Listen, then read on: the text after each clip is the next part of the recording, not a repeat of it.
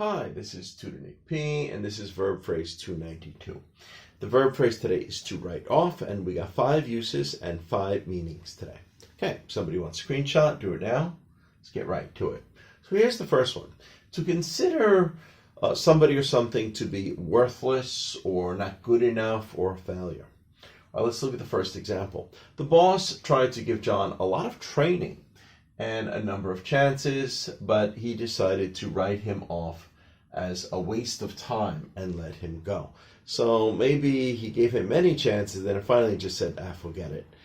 This guy's never going to work out, so it's a waste of time to continue with him. So he just wrote him off, and let him go probably means he fired him.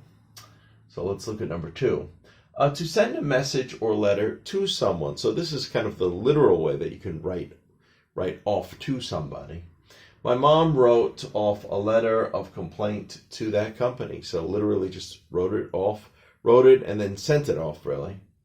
All right, number 3, in accounting. So we got a couple of these to do with in accounting. So when you're doing your taxes or somebody's doing accounting, they use write off this way. In accounting, to decide something is a loss. So you could write it off as a loss. Bob received a number of bad checks. So he probably had a business. And if it's a bad check, it means the check bounced. He tried to cash it, and the people didn't have the money in the bank, so it's a bad check.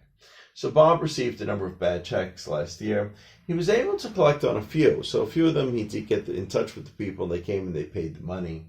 But after a lot of time trying to contact customers and all the trouble it caused, he just wrote them off as a loss on his taxes. So there was some that it was just too difficult to get in touch with these people. They weren't answering and he couldn't get that money. So he just wrote it off as a loss.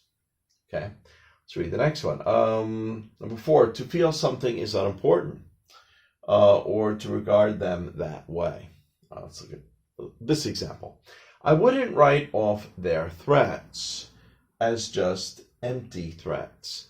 Remember, an empty threat means when somebody threatens you, but they don't really plan on doing it. But if you write it off, you consider it that it's not that important. Like, I don't have to worry about that.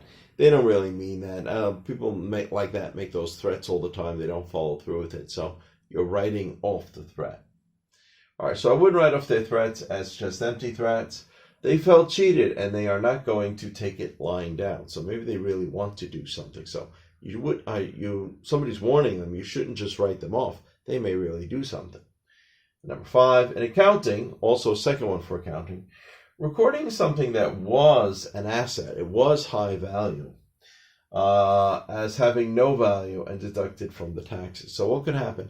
So a company can own things, but maybe they got destroyed, they got damaged, now their value is nothing. The whole building of his company burned down in a fire, and he had to write it off as a huge loss. So the building itself and maybe some of the machinery that was in that building was of value. He had that on his taxes for a number of years, but since it all burnt down, he had to write it off. Okay, anyway, I hope you got it. I hope it's clear. I hope it's informative. Thank you for your time. Bye-bye.